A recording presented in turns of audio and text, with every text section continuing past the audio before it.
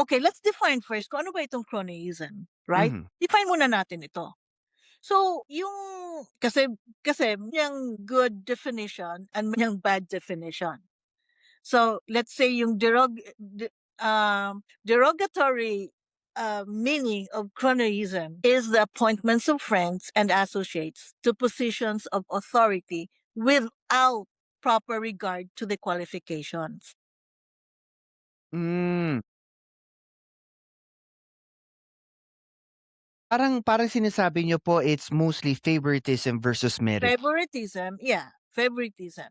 Pero, in the essence word of cronyism, ito na yung totoo ha, Mhm. itself isn't a specific crime as the action it describes, like blatant political favoritism in public office or discriminating. Hindi ganon. Kasi discriminatory treatment